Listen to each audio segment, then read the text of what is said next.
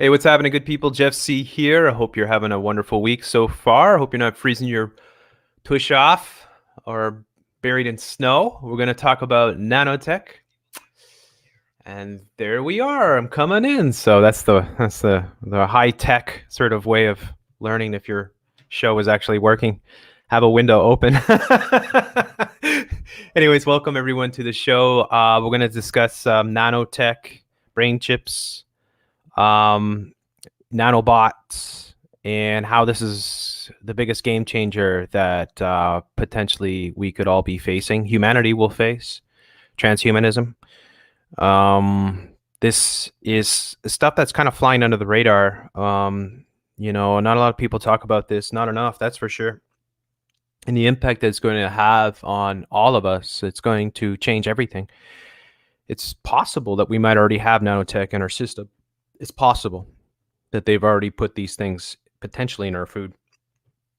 And we're going to try to give you an example of how small this nanotech is, and how it could just be in almost anything and maybe in just about everything. Of course, there is a lot of sci-fi sort of dystopic or horrific sort of sci-fi visions of the future where nanotech is out of control because part of what nanotech involves is its self-replicating sort of technology. And you've seen that probably in a lot of different films and potentially TV shows and stuff like that. Sometimes I think of the Blob and I think, well, it's kind of like that, like where if nanobots were just able to keep replicating themselves, to the end of time, it would just grow and grow and grow and grow, and it would take over the world, sort of thing. So there's a lot of fear about nanotechnology and the incredibly dangerous potential of it. And then there's a great deal of optimism dealing with nanotechnology and brain chips and everything that, oh, it's going to save us. It's going to keep us morally safer. It's going to eradicate cancer. It's going to eradicate degenerative brain diseases, Alzheimer's, right? Stuff like that. It's going to help you find the exact type of medication that you need. It's going to go into, and fix up your insides, clean out your arteries, and, do all kinds of wonderful stuff like clean you inside out, maybe even regrow your cells, maybe keep you alive indefinitely. This is where the transhumanist element comes in, and characters like Ray Kurzweil, who is the tech director of Scroogle. It's Purge Day, by the way. It seems like my channels are still up. I ain't gonna hold my breath, but yeah, we'll hope that it was a whole lot of nothing, hopefully. Anyways, but you're here now, hopefully, and you found this channel, and hopefully you're gonna subscribe to the channel if you haven't already. Please do, and make sure you subscribe to my wonderful guest here, Camille. But yeah, nanotech, if you go back in the movies, like some people may recall this, some of the older people that might be listening to this show might remember a movie that was called Fantastic Voyage. I think they came out in the 1960s.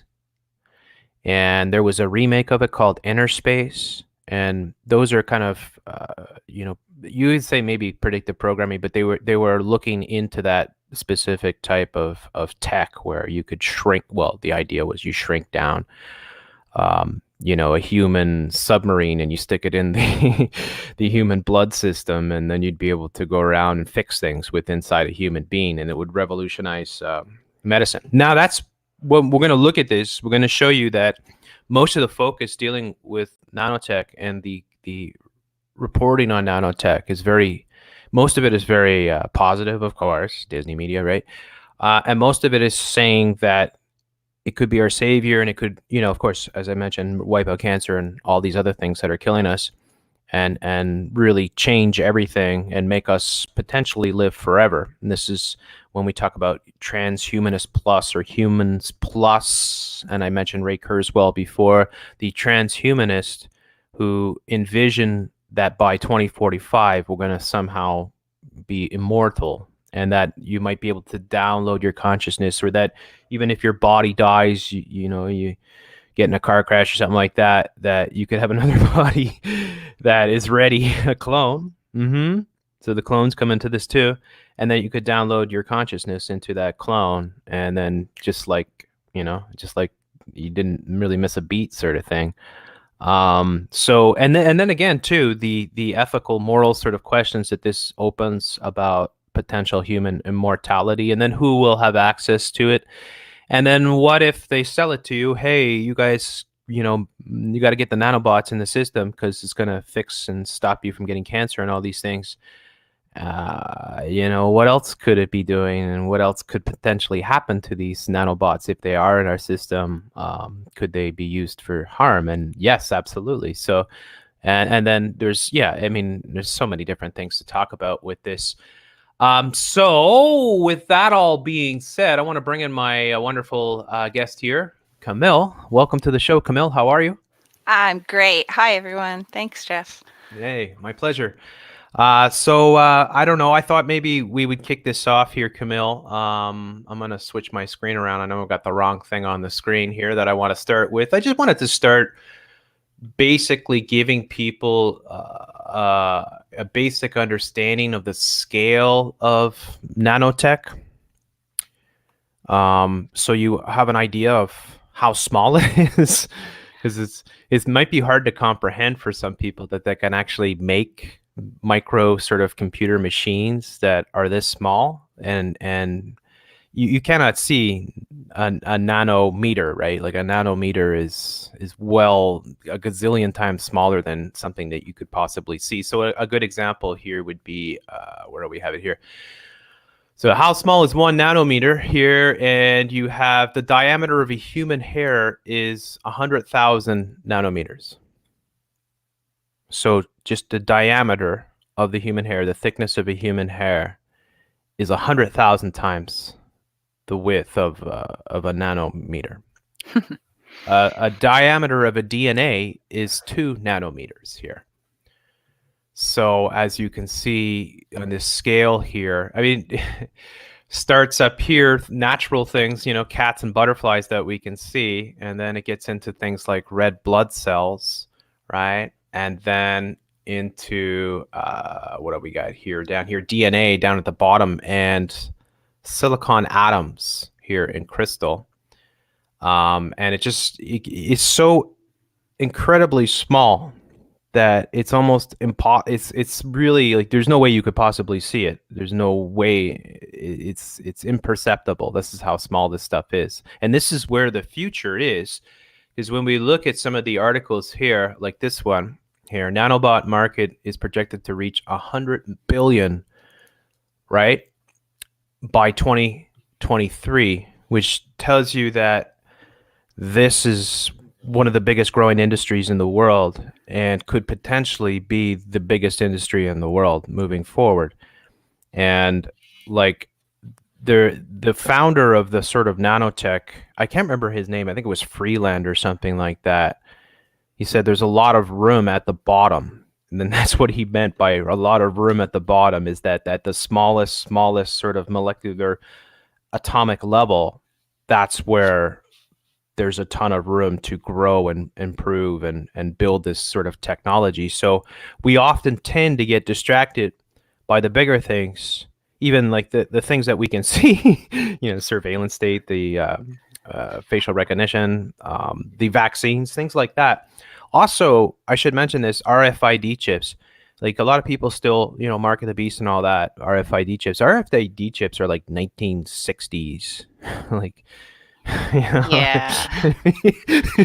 if you see what we're going to show you today, you're not going to be worried about RFID chips, trust me. So No, and even the Eric Drexler, one of the big guys from the start of nanotech, he was afraid, like at least that's what they say. And there's an Ed Regis book, Nano, that's basically the story of Eric Drexler, and that he didn't want to release some of his findings because of how it could be used, sort of thing. But it's all about it now, obviously. Yeah. So it's important for people to realize a lot of what's happening. It doesn't get a lot of coverage in the media. It certainly doesn't get front page sort of news. I think that's the way they want it to. Oh yeah, watch the impeachment process. Yeah. Well, that's really what's going on. Watch the Dog and Pony Show. Who killed Epstein? Yep. Just silly, stupid things. I mean, you could say the truth movement covers a lot of ludicrous things, and a lot of that's just, COINTELPRO and stuff like that. But you could say the corporate media is just as bad in many ways. Everyone should be putting a magnifying glass to these nanobots, this nanotechnology, and the brain chips, the transhumanist future, which is here. Now, important thing to point out here, this is off interesting engineering. Nanobots will be flowing through your body by 2030. Yeah, they have all kinds of plans for them. 2030. So 2030, that's 10 years. I mean, we are almost 2020 right now. Of course, Agenda 2030, that all fits in mine. So they and this is, it's going to be sold much like the brain chips, and we talked a lot about the brain chips, and we're going to talk again tonight about the brain chips, or today about the brain chips as well. But it's always, oh, we've got these problems and here's the solution, sort of thing. Like, this is going to revolutionize everything, and it potentially could. I mean, in the best case scenario, these things will maybe eradicate cancer and keep us alive longer, and potentially give us, extra long life spans, which would be nice. And that would be, the best case scenario with some of this tech. But the worst case scenario, as some of the things that I mentioned with the nanotech, the self-replicating sort of nanobots that could take over the world, take over the universe almost, kind of thing, if they're left unchecked. And also the invasive technology that's going to be in your bloodstream, in your system. And you have no control over it. You can't even see it. Yeah, exactly. And then let's throw something else in there, the 5G. Yep. So something to think about too is that you do have these nanobots in your system, and then you have this highly powered sort of microwave transmitter system that is the 5G, which they want to push into all the major urban centers in North America and Europe and everywhere else. This could be a potentially really toxic soup for the average human being. Again, if you do take this tech into your system, you're basically giving up sovereignty of your body and who's going to control this? Well, it's the big tech corporations, Google being one of them. And then many of these other tech corporations that, you haven't probably heard of, that could be the next big thing. Because we have these explosions, right? We had the .com sort of explosion. I mean, we had the oil industry. We have all these industries that rise and fall. The next big industry, which could be the end of all the other industries, could be this nanotech industry. Because if this becomes prevalent, which it likely will, this is going to be the big game changer that will forever. I mean, it'll be a post nanotech world, basically, where everything will change. And they talk about, they try to put it into relative terms, like how big of a game changer will this nanotech be? And you can't really compare it to anything else, because you can say the Industrial Revolution and stuff like that, but that's like baby steps compared to what this could be, mixed with the brain chips and everything else. I mean, you could be talking of an entirely new sort of transhumanist species that. And I'd be shocked if it was actually a competition between companies or anything, because I know I wish I had it ready right here, but I was just listening where they were talking about how really all the AI research and everything that's going on with Amazon and Google and all these things, that they're actually all working together. It's mutually beneficial. So that they'd probably everybody put their input together. And so much of the development of these things happens in the universities where they're sharing science. So, yeah. And also we know with China, for instance, that there's no holds barred. I hear it's huge in Japan too. Yeah, Japan, China, they are not holding back on any of this. I mean, China was boasting about producing the first CRISPR babies a couple of years back, right? Yeah. And so, and this all ties in too with the CRISPR, because the CRISPR is gene editing, which is editing your DNA on a molecular level. So it's very similar, where they're going in there and they're cutting, splicing, and slicing parts of your DNA and inserting things and taking things out. all this kind of comes together. I mean, that's scary enough, like the whole CRISPR sort of thing. But when you add the nanotech and the brain chips, it gets a lot spookier. And that's why I put it in the title there, that this is a very scary transhumanist future. I guess transhumanism, this all falls under the umbrella of transhumanism. That's the way I would see it. That, you know, that all this tech in our bodies, this is what we're facing, whether it be brain chips, whether it be the nanobots, and whether it be the CRISPR sort of gene editing. All these things are coming at the same time.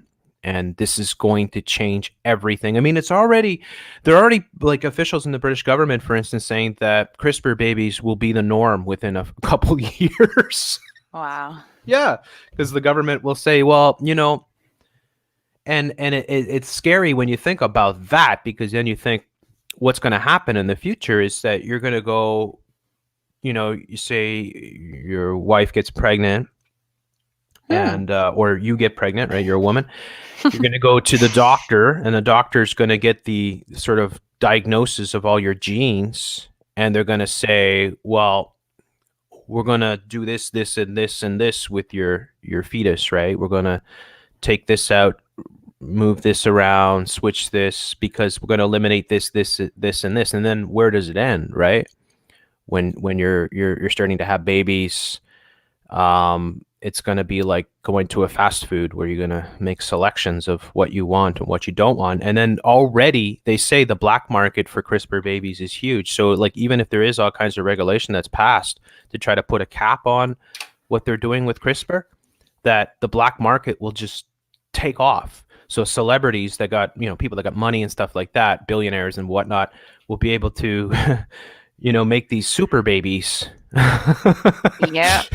And so, you know, again, we are looking at a future. This is fundamentally what I want to try to get through to people about this, is that we're going to look at a radically different future where there's going to be tremendous differences within the human species. It might be so different, some of the people around you, that you might not even be technically people.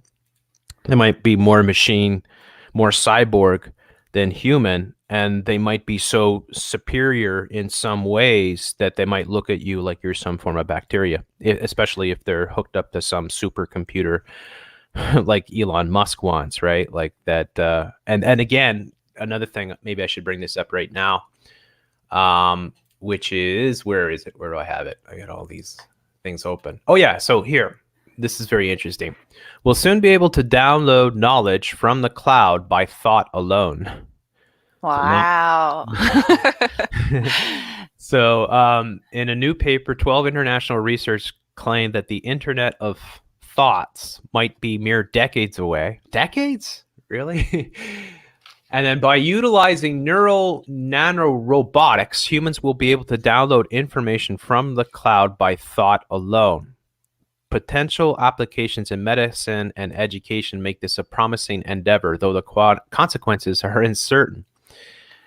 So that's... I think they're talking about the paper I sent you here, the Frontiers in Okay, let's bring that Neuroscience.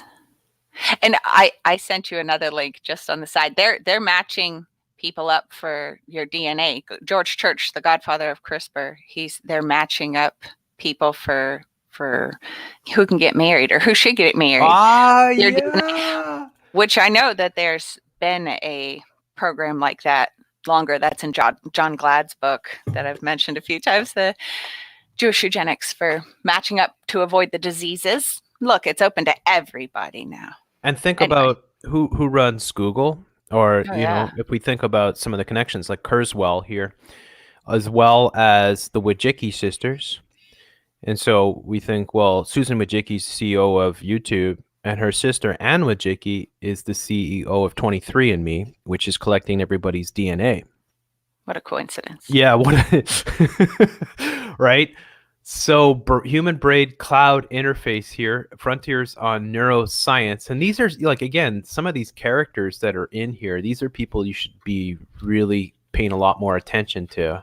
And I read this. And you want to give us a synopsis then? No, I printed it out and I read through it, and I'm not going to pretend like I understood all the numbers and the science, but I have things underlined and whatnot.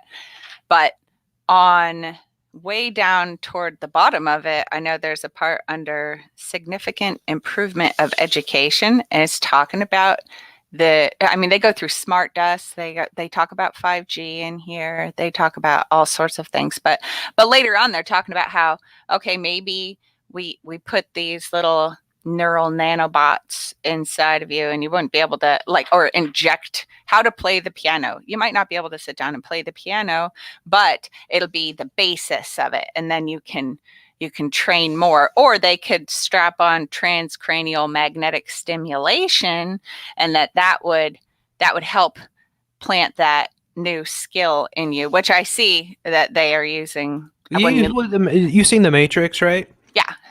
So I'm sure most people here probably seen The Matrix, which I think is a film that's showing a lot more than most people realize. Maybe in the future people will realize, oh, this is what it actually meant, stuff like that. But yeah, that's one of the things in The Matrix. They all want to learn Kung Fu. Yeah, you download the program. Next thing you know, you're throwing around Bruce Lee. Yeah. Yeah, after you zap your head a little bit, maybe they have. And then okay. And then they can use augmented reality glasses and overlay your new skill and teach you with the tech, and then you'll be a master with the bots. But at what point are you still you? I don't know. People ask that now, and I was thinking that earlier when you were talking about transhumanism. People have pacemakers, people have artificial this and artificial that, and then when do we draw the line? Yeah. Is there a line? I don't know. But I would say bots run in your brain. But then it's like, when do we draw the line? But at what point? If you're born with this in you potentially, which is likely what's going to happen. For instance, the example you gave, learning the piano, which is very difficult. I should know.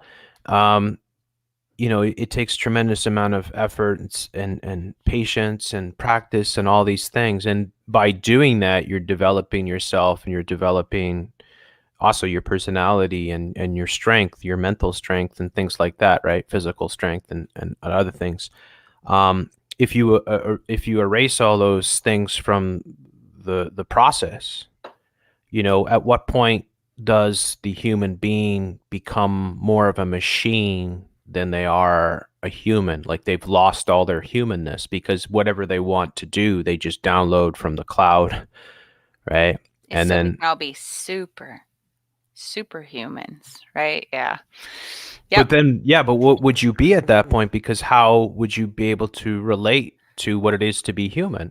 Hopefully you won't be normal. Because that would mean everybody's doing it. It reminds me of that. There's somebody from The Walking Dead. I remember I sent you the article a while back that they took this book. I don't have it right by me, but it's called The Feed, and they made it into a TV show. And I think it's in the UK, but it's on Amazon Prime. And I actually watched the first episode. I don't know. Anyway, they changed all kinds of stuff, which was pretty funny. But yeah, that everybody's hooked up constantly, and just like they're talking about in this human cloud interface thing, the transparent shadowing, that you could go into anyone else's consciousness and explore and experience things like them, so you develop empathy, but that everybody is sharing everything in that show, and you can experience other people's memories and whatnot. And then they pull the plug. People upload, I'm sorry, spoilers. they upload. I read the book. It was horrible. And there was a really traumatizing part in it. I don't recommend it. But that they all get hacked by their brain uploads. They get hacked into and taken over and turned into killers. And it's crazy. Anyway, it's nuts that they do that.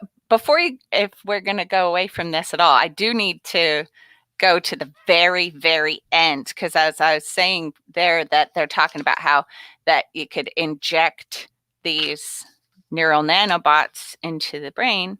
And at the very end, there's footnotes, and it says alternatives to the regular injection of neural nanobots into the human vasculature include intravenously, intranasally in aerosolized form, orally as a pill, via a dermal patch or topical gel. Whoa. Yeah, because I'm not saying I know all about this, but I have seen loads of things talking about this. Where is this exactly? I want to highlight. That was at the very bottom. There's footnotes at the right here, right under abbreviations. Okay, I got funding. Footnotes here. Yeah, the second one. I'm pointing to the screen. Okay, so alternatives to the regular injection of neural nanorobots into the human vascular include intravenously, intranasally in aerosolized form, orally as a peer, via derma patch or topical gel. Topical. You should make it bigger. Topical, yeah. There you go, making it bigger.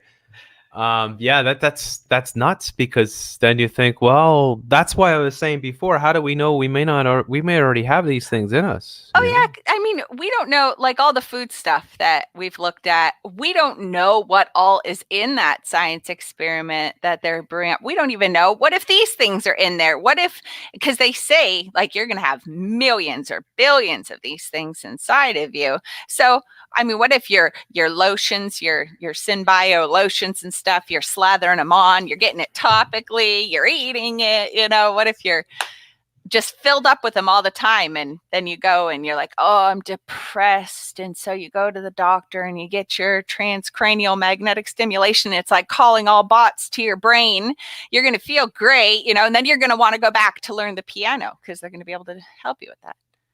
Yeah, it's scary because, again, we don't know where this is at. And if it's nano, when we're talking, then that's why I've tried to show give people an idea of the incredibly imperceptible size of what nanotech is at, like what a nanometer is. This stuff could theoretically or potentially be in some of our products already, and we wouldn't know it, and we'd be taking it into our system. So, oh yeah, and in Michael Crichton's Prey, where they're talking about nanotech, they brew them up. They're biobots. They brew them up with synthetic biology. I think that it's E. coli, just like they use for the foodstuffs, so that they can make them self-assembling. Do whatever. Yeah. This is a crazy article here. I'm gonna have to go through and read the whole thing and print it out. It hurts to read that long on the screen. And it is interesting. I mean, I've got, like I said, I have all kinds of things underlined. But yeah, neural nanorobotics. That just sounds great. I think, though, that's the whole thing, is that we're so distracted by so many things that are going on. We're losing sight of the ball of where they're taking humanity. Yeah. And this is the bigger picture, without a doubt, folks. Like, that's why, like, don't worry about RFID chips, really. Even in a way, yes, I know vaccines and stuff like that, but we have to think on a smaller level, a much smaller level, potentially, that we could be ingesting these nanoparticles, like they could, and some corporation or foreign government, or it could be multiple reasons why this stuff might get out into our systems. It could be some sick sort of experiment that they're going to do without telling folks, and then they've done these things over and over again in our own towns and cities throughout the 20th century, 21st century. And we are human guinea pigs, so we talk about that all the time, especially with the foods that, all these foods that they are unleashing on the market have not been at all even remotely properly tested. And this is what's happening, is that, like, I was looking into this last night, dealing with the, like, how are they going to try to keep this stuff in check? And the answer is they're really not at all prepared for what's coming. Like, they don't understand. Most governments don't really understand the potential impact of this nanotech, and that it could be too late by the time they try to implement any sort of meaningful regulations dealing with it. It could the cat, you know, it could be cat could be out of the bag by that point. So this is very, very interesting. I think that we all need to be paying a lot more attention. So, oh boy, another thing I want to show you here dealing with this is here. Scientists propose putting nanobots in our bodies to create a global super brain. The Hive.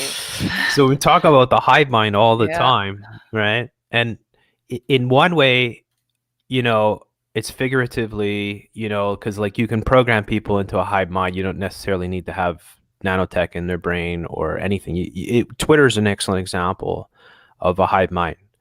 You know, the way that Twitter works, somebody throws out a tweet, say it's Paula Josephine Watson, or Chunk Yogurt, or somebody like a media person or a celebrity. It could be Beyonce, and somebody throws out a hashtag, right? And then the hashtag's trending because everybody that is hooked up to the system automatically reacts because they're all following the same people.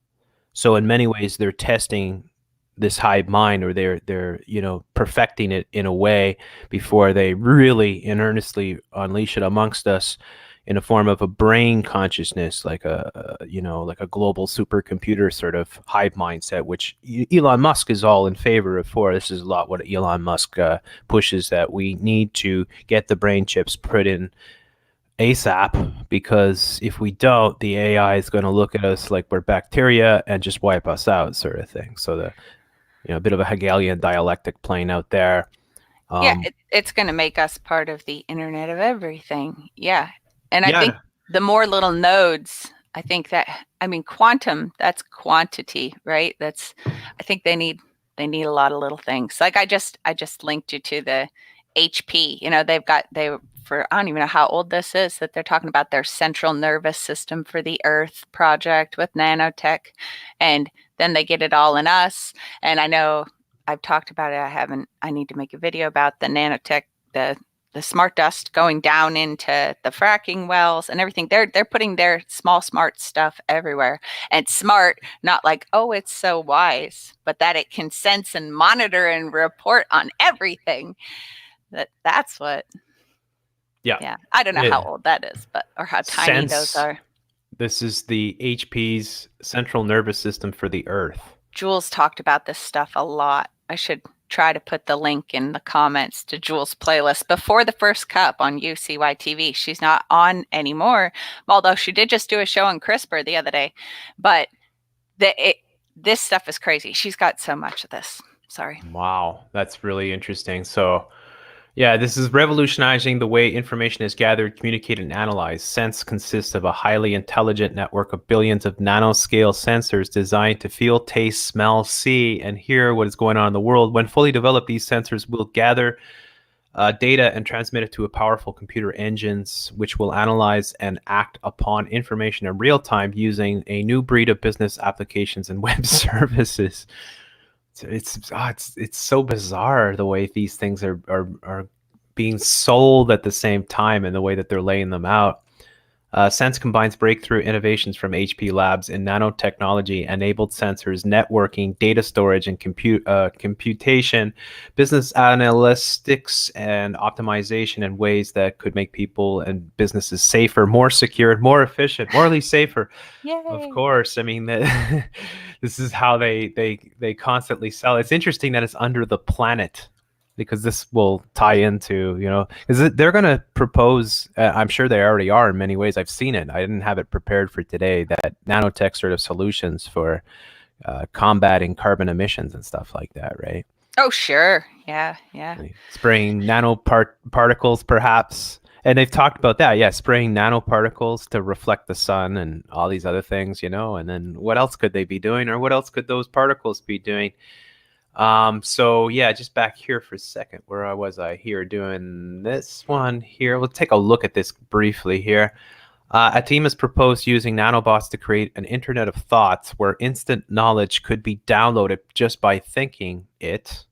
An international teams of scientists led by UC Berkeley and the U.S. Institute of Molecular Manufacturing, here, predicts that exponential progress in nanotechnology, nanomedicine, artificial intelligence, and computation will lead this century into the development of the human brain cloud interface. I think it's interesting in that paper, like they refer to a bit about that it's non-destructive technology. Like, non-destructive. Whoa. Well, yeah. It's crazy, right? They talk about that, and yet they have their self-replicating factories that they're talking about building with this nanotech, right? Yeah. So that the tech replicates itself to deal with whatever problems. But then how do you ensure that the tech stops replicating itself, right? This is the nightmare sort of scenario. And if something goes wrong, how do you get it out? Yeah. How do you get it out? How do you change your mind? It's a potential, destructive force that we could be unleashing through nanotech. And that's the whole thing too. They do warn about some of the potentials, but they kind of really try to sell this through whether it be these articles on these pseudoscience websites or in the documents and journals and publications that, like the one you just showed there, that lengthy one, that, this is going to, this. And again, I think all of us hopefully understand that technology can be used for good and bad. It's a double-edged sword, and it depends really who has control of it. But if we think about AI, right? If they're developing AI at the same time, and if at some time AI says, you know what, these sacks of water or whatever, these meat gooey bags. these meat bags, I don't really like them. Let's get rid of them. And then they're going to have all the nanotech in the systems of every human being, because this potentially we could just be breathing this stuff in. We could be putting on those topical gels, or it could be in our hairspray, or it could be in they might just be able to, because it might be approved by the FDA and stuff like that, where it's in the food, like they talked about the food products. I saw one video that they were talking about, like, if you ingest one of these nanobots, it's going to know everything about you. It's going to be floating around inside you. It's going to know everything, and then it's going to be able to report, I guess, back to its whoever controls it, sort of thing, whatever corporation or government entity is monitoring. So we could be eating these things. And then we saw with the blockchain how IBM was boasting years back about how you'd be able to trace where a tomato comes from. And it's like, well, how you figure that? Of course, well, it's because you put some nanotech within the fruits itself. So, like, there's so many things to be concerned about with this technology. And then you see with this, the when we talk about the Hive Mind, which you see a lot of coding and symbolism. I show this all the time, so I'm not going to dig it up right now. But people know this when they follow my videos. I talk about Hive Mind. And again, yes, figuratively, in a way, they've already got a Hive Mind going. That's why I gave the example of Twitter. I showed years back, I think it was back in 2014, that there was this really disturbing commercial it was a Rogers commercial. So Rogers is one of the big three telecommunication corporations in Canada. And they had this commercial featuring all these kids, these like teenagers, and they were talking about, in the future, we won't need a phone. And they're like, well, how would we communicate? Well, we'd have the phone in our brain. And how would that work? Well, if I wanted to make a call, I'd just think of you, and then wouldn't that be amazing? You'd be walking down the street and a voice would come in your head and you'd say, you want a good deal on shoes, turn left. And they're like, all the kids were super excited. I call it the most disturbing commercial of all time when I covered it.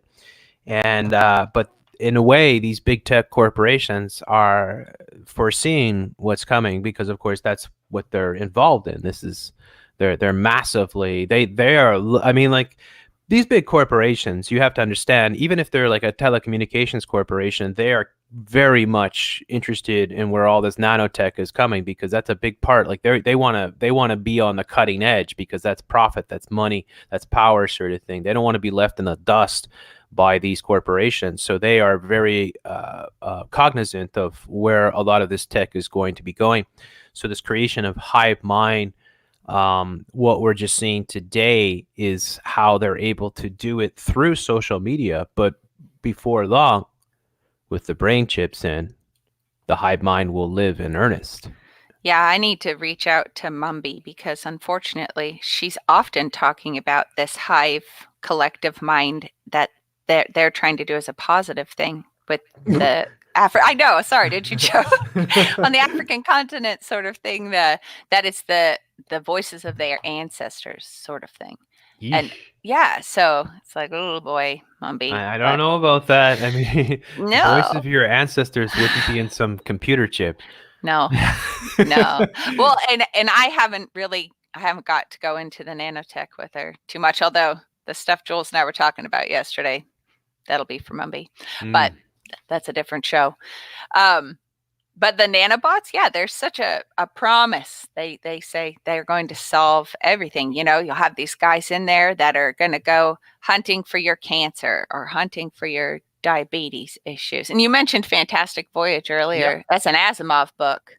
I have it. I've never read it, but I have it. But yeah, they talk about, Eric Drexler talks about how they will use the nanobots they talk about using the nanobots for the people that are cryonically frozen, that they can go in and fix all the freezer burn, all your blown apart bits.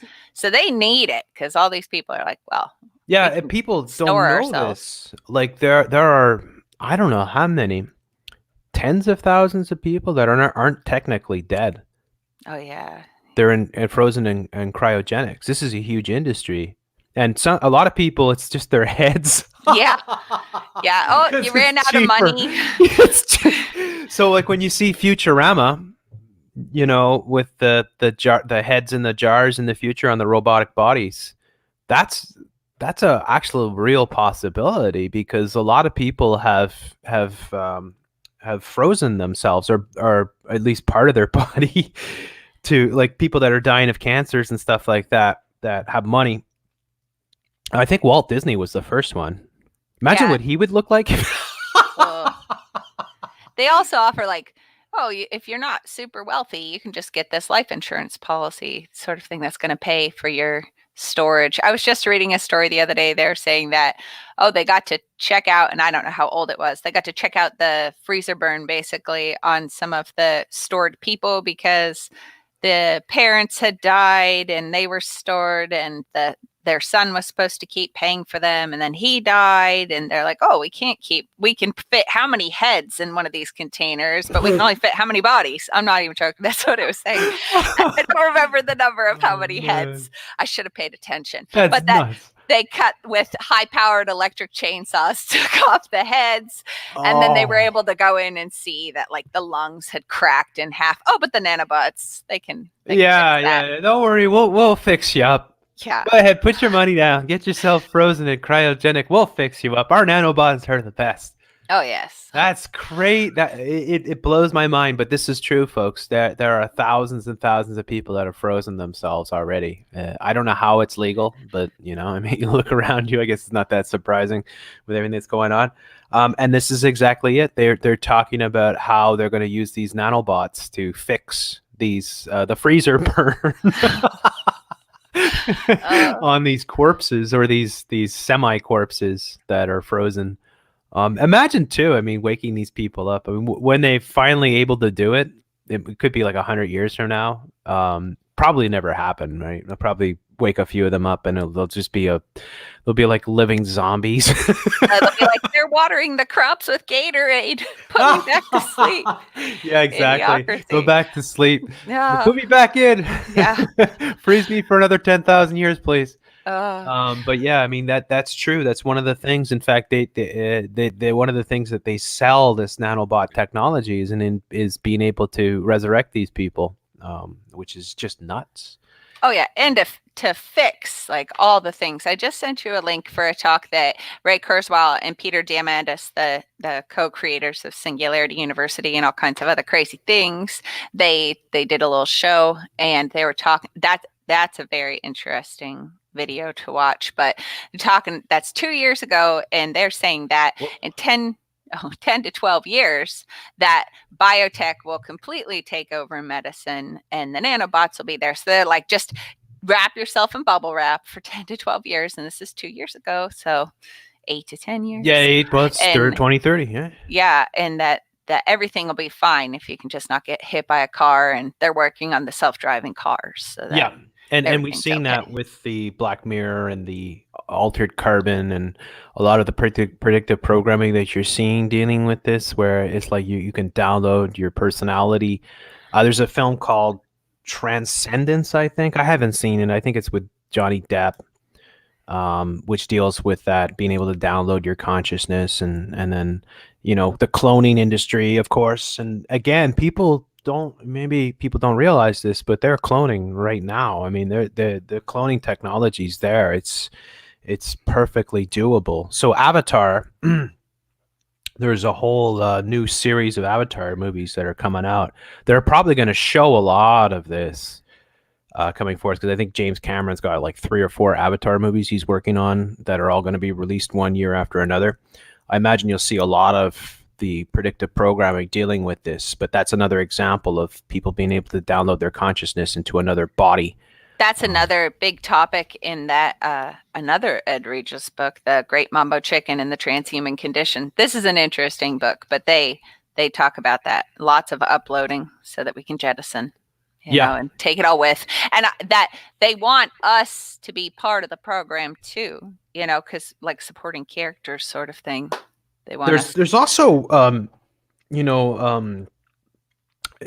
talk about certain characteristics of people, like being mortal gives you more sense of humanism, right? Because you realize life is precious, and it makes you more empathetic, I would argue. If you're immortal, or if you think that you're immortal, that would probably lend to a more psychopathic sort of. Maybe that's what's going on here. Well, they're like, oh, we got this covered. So hell with them all. You look at these characters and you wonder. I mean, I looked at a lot of the transhumanist guys and I'm like, oh my God, these guys are scary, because they want to live forever. Like, they want to live forever.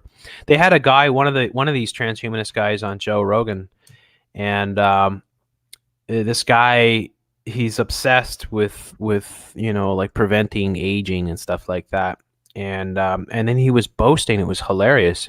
I put up a short video on it, and he was boasting about how his grandmother was involved in cannibalism. And this was right at the same time that all the, like the Swedish sort of scientists came out and said, we need to start eating people, eating the older people. I remember. Yeah. So you Ray here on the side, he's a big fan of trying all the things. In fact, he says in here that he's tries all the experimental things, and I swear he's a mess. He's constantly like burping and just very. I mean, I think, is it Google Duplex? Whatever, one of the things that they'll make phone calls for you, and that when the machine has to think. And Ray Kurzweil, he writes the auto replies in Gmail and all these things. Like, that's the guy. And but in there, whenever the computer has to think, it says and then listen to Ray Kurzweil, and it's like, they made that after you, didn't they? Is your computer working, Ray? Is that what's taking so long here? You will want to watch this video. I will. Toward the end, he goes into how, sexuality is more than just male and female, and this new world that they're building, they're going to be able to be anything that they want to be. And they say in there, like, all these people that are making this drastic decision to modify themselves now, hey, it's going to be way easier if you just wait a minute. You can be anything, anytime. And that, again, when we talked about, I've talked about this a lot, about people that, like the whole push, a lot of reality television involved around body piercing and people getting tattoos and stuff like that, and that being a precursor or a conditioning into transhumanism, because they want you to think. And again, with the LGBT, PQNSWXYZ, the sort of transsexual and transgenderism is also an extension of that, where if people are thinking, well, I can change my sex, what makes you think people aren't gonna like, oh, I can change my arm, or I can, I could be a cat. yeah, I could be, or I could be a cat, or I can get like laser eyeballs or whatever, right? Because like that's where all this is potentially heading, is that with the transhumanism, you're going to be able to upgrade yourself, upgrade. There's actually a film called Upgrade, which I actually kind of recommend. Yeah, you haven't seen that film, have you? I don't think so, no. Okay, so the film Upgrade takes place in which a man who is paralyzed from the waist down, or he's paralyzed from the neck down, kind of thing, in a brutal attack, and he ends up going to, or he ends up being convinced after months and months of just living in misery and not being able to wipe his ass and whatever else, to get a brain chip put in, so that the computer can take over his limbic system, sort of thing, and that he just, so he accepts that, and in the beginning it works really well, and he's able to walk around, do all these things. In fact, he's able to function better because the computer is able to do things. Then he tries to find out who did the things, because his wife was killed in the attack, sort of thing, and he's on he's like a detective, like a vigilante detective, going out trying to find out who did this to him. And the computer is taking over his body when he's in dangerous situations. The computer saying, I can take over right now if you choose. And then all of a sudden he goes, okay, take over. And then the computer, it's sort of like Neo from the Matrix, where the computer is way better at moving his body, and he can do these fantastical things, right? And he's able to, like Neo in the Matrix, like work at a completely different speed and time and everything, right? And like mess up anybody that he comes across, sort of thing. But then in the end, of course, it doesn't work out well, because the computer says, you know what, I'm just going to take over, kind of thing.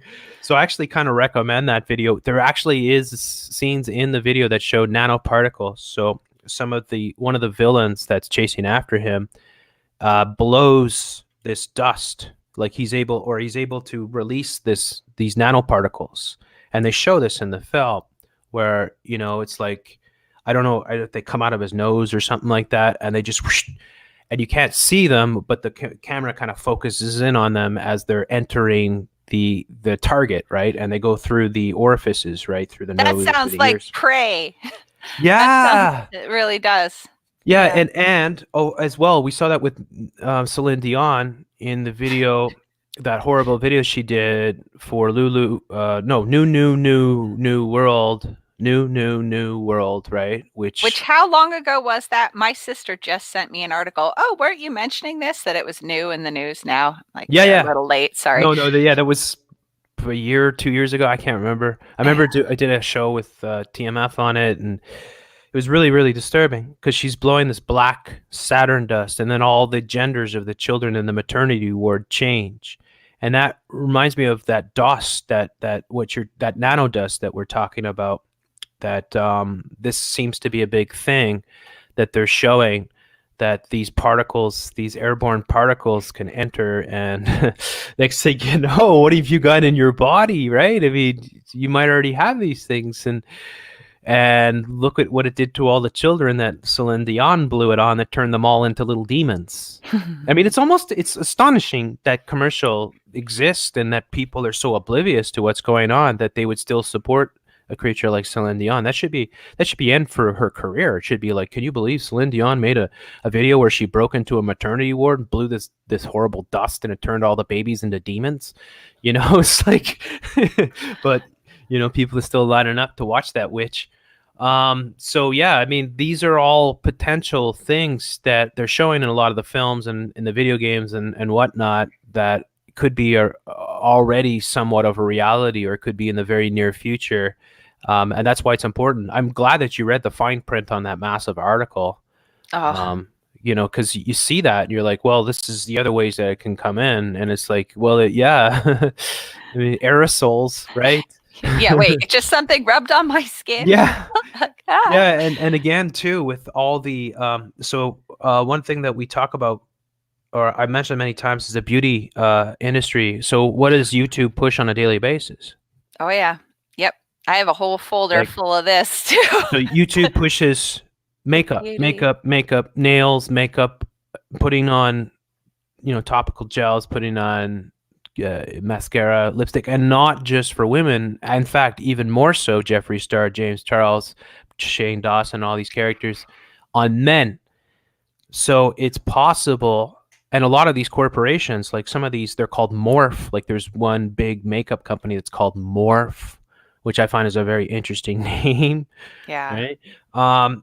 That potentially it could be that these nanoparticles are put into these products. I mean, this is something that's been coded in the movies. In fact, I think of the original not the original Batman, but the Batman with Jack Nicholson there from the early 1990s, in which it's the makeup that starts messing with all the people, making them sick, sort of thing.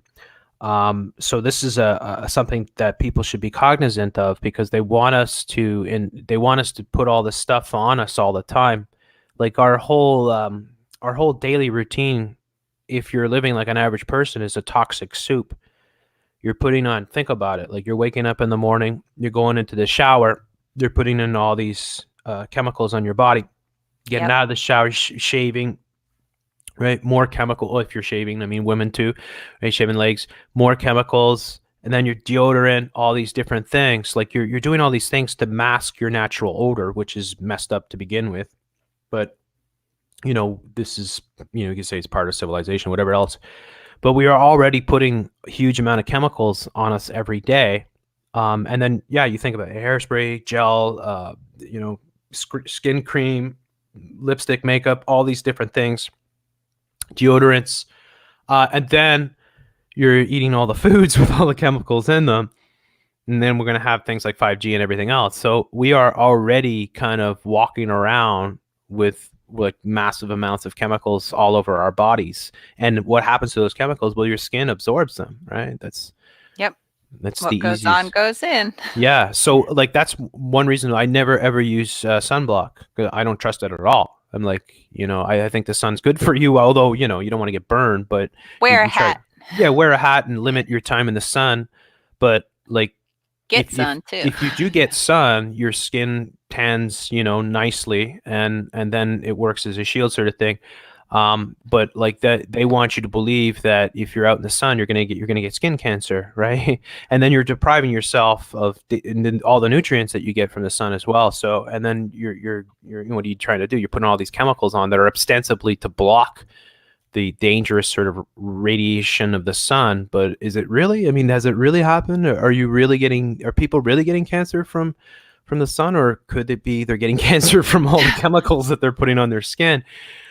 Me, with my skeptical brain, I look at it and I say, no, I'm not putting any of that toxic crap on me ever. And that's just the way I look at it. So I think that you look at all, and that's the one thing that we do with looking into all the foods, is like, look at all the chemicals that they're putting into our foods, ostensibly to prolong the shelf life and, make them more colorful or whatever. But really, could there be other things in there? And then if you're looking at nanoparticles, how would you know? I mean, how would the FDA know, right? Like, even if they were doing their job, would they be able to test for nanoparticles? Would they be able to find them?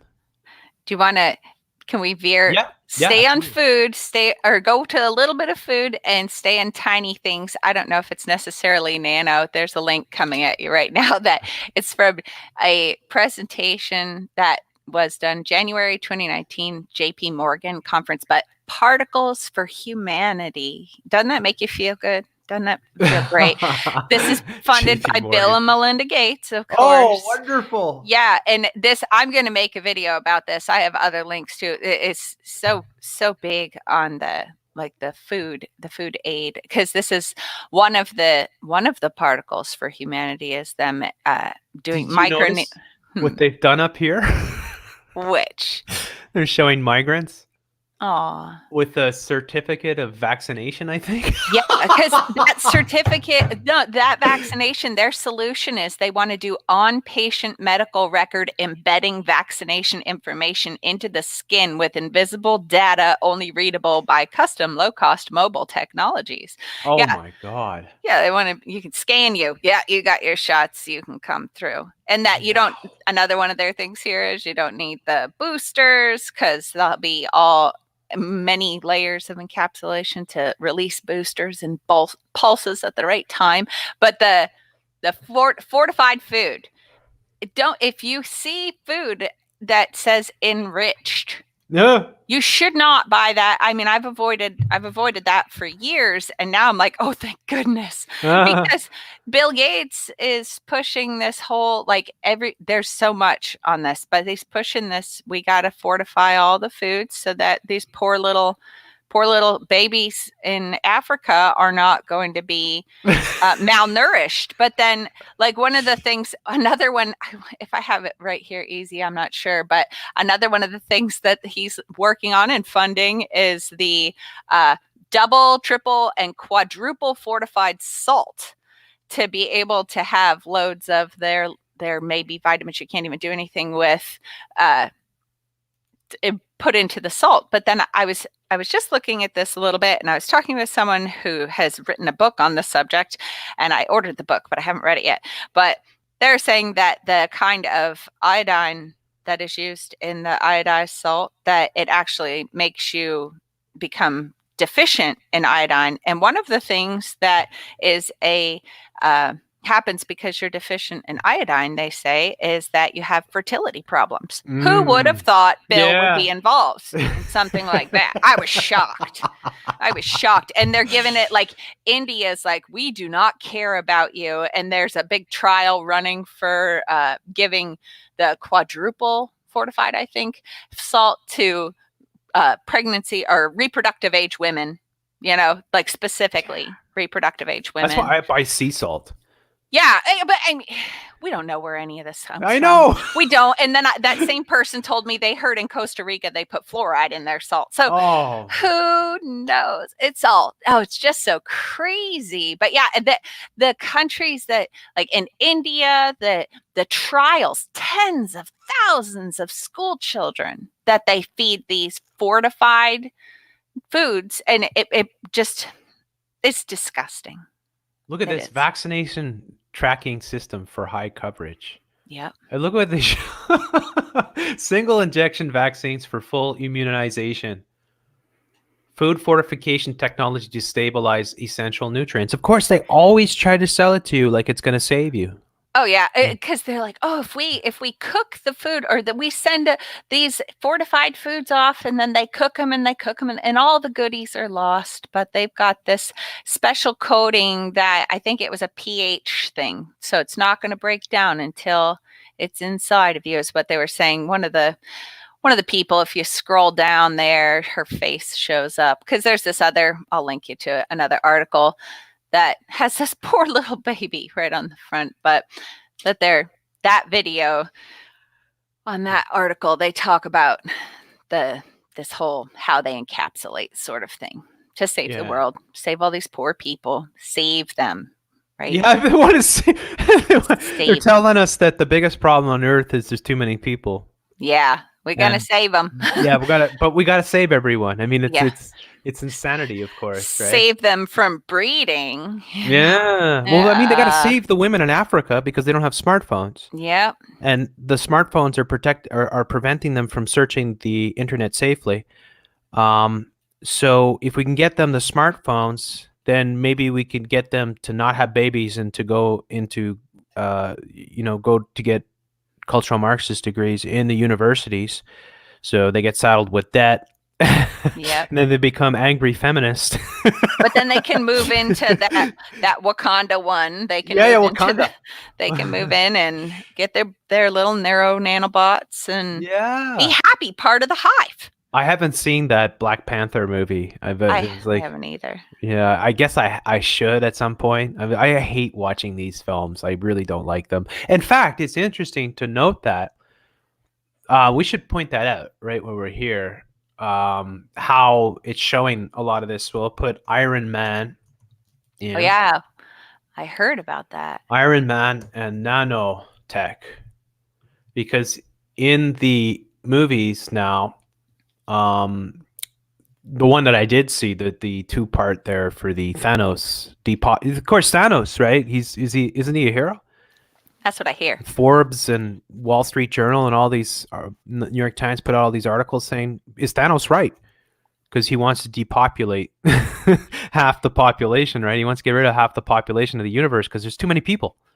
It's too many people, right? We gotta get cut down. Is he right? He might be right, because Bill Gates thinks the same thing, and yet they want to save all the people. It's like, and yet, like the biggest problem is we got too many people. Too many mouths to feed, as Ted Turner or whatever says. There's too many people, and yet we need to have birth strikes, and we want to program all the kids into LGBT WXYZ so they don't have babies and all that. But we want to save all the people. So the way we're going to save them is making sure that they get vaccinated. Right? I mean, it's so nuts what they're doing, because they're so two-faced, right? They really are. In the way, because they ultimately desperately want to depopulate the planet, but they're going to say that we want to keep people alive in order to do this. So they're going to lie to you about this. So yes, with Iron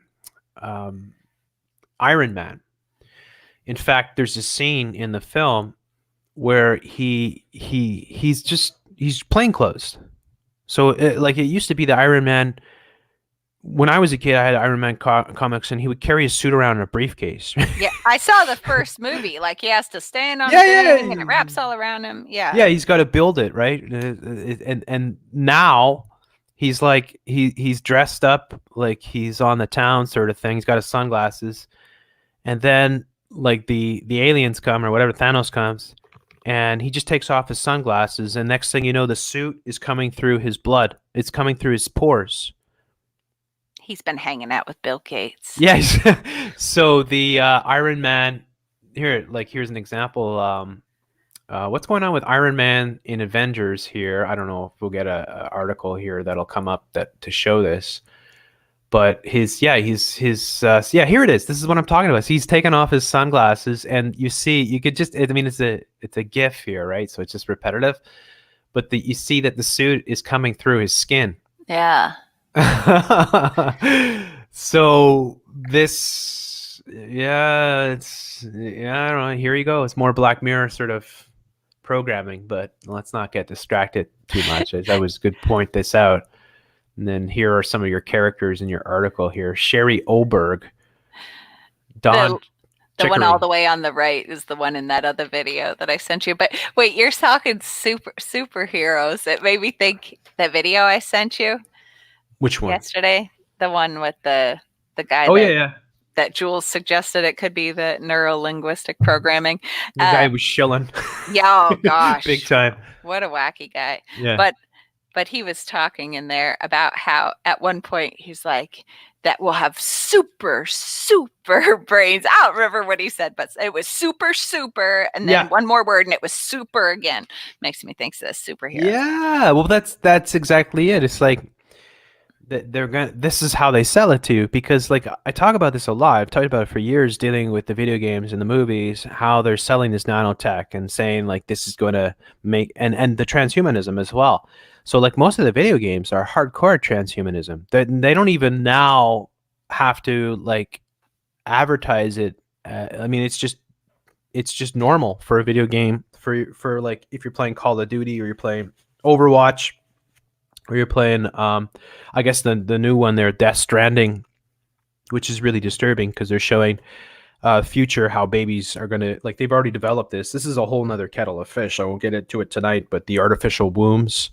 And now women thought all the feminists thought that they're so essential for childbirth, and they populate the world. Guess what? They obviously didn't read Brave New World. Yeah, guess what? No, they have artificial wombs now, and they show this in the game Death Stranding. But yeah, all these games, the nanotech is right in your system, so you're half computer pretty much in these games, and this is normal for most of these games. So they it's people don't realize, a lot of people just think this is normal, right? And this is the way it works. They want you to think that having computers in your body is completely normal. Yeah. And, and again, like, I'm not here to tell you that everything that's going to come out and that all this nanotech is going to destroy us and we're doomed and nothing great is going to happen. It's probably not going to be all bad. It could be some good, or maybe eventually it could, the right people get in control of it and maybe it helps. But yeah, but the world we're living in right now, none of it's safe because you don't know what's behind it. They put this rosy picture on everything. Yeah. And we know, like, everybody has to know that they want to depopulate the planet. This is so important to understand this, because everywhere you look, I mean, the global warming is the biggest thing, right? And we've shown over the past 15 years, how global warming used to be something that governments were reluctant to talk about because of the financial cost, and they're just focused on the economy and everything else. Now it's number one. Like, we just had when we had the big election here this year in Rainbow Unicorn Land, it was global warming pretty much that was front and center. It was the first thing talked about in every debate that they had. It was global warming. It used to be at the end. It used to be like, like a 2-minute segment at the end. Now it's like a half an hour segment in the beginning, and everyone's, I'm doing more, I'm doing this, we're doing that. So everyone's on board. All the Rainbow Unicorn parties, there's 6 parties in Canada. They all have a color of the rainbow, and they're all on board. And they're all trying to one up each other on how we're going to fight this global warming sort of thing. And we see with Greta Thunberg and everything else that they're desperately trying to get people to depopulate themselves. They want the youth, the birth strikers, right? The Extinction Rebellion. This is a nihilistic sort of programming of the masses into thinking, well, you got runaway greenhouse gas, the future is doomed unless, of course, you radically take over the cities and take over the governments, and we put all these people in power that are focused completely on that and that alone. Yeah, and believe in science and support science. Yes. The nutballs that are doing this stuff. That's it. And yeah, the same time, science is real, all this programming. And we show you, like, I show you this all the time on YouTube, the Vsauce, BS science, like, these science channels they're children's. I mean, they're designed for children, or they're designed for a childlike mentality.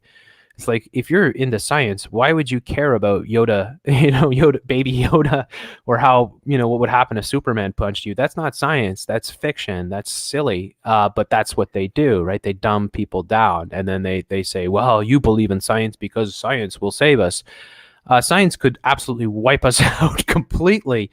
Technology could completely wipe us out. It's probably happened all over the universe to many civilizations, where they get to a certain point and, a technocracy sort of emerges, and, the worship of science. Next thing you know, they're developing AI and whatever else, and it eventually leads to the total extinction of the species, if not the planet that they're on. So this is, it could potentially be that.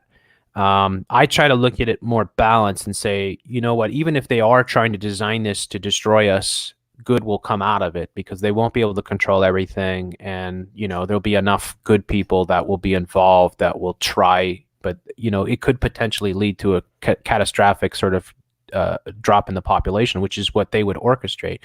They could get everyone, say by 2030, as they're saying, which is by 2030, everyone's going to have this nanotech in their bodies. It could be like, okay, everyone's got the nanotech, and guess what? Oh, yeah, it was in the aerosols, or it was in the topical creams, or in your just eggs. We didn't know, Just, it was in your eggs. Turns out 96.7% of the population has the nanotech, so you've all got it. It's all right. You live with it, and all of a sudden, we don't know what's going on. The nanotech's killing everybody. And then, this conspiracy, that conspiracy could be floated. And then next thing you know, 90% of the population's wiped out, but we've managed to rein control of it. But what do you know, well, at least, we'll be able to stop that global warming, like, a lot of different scenarios could come out of this.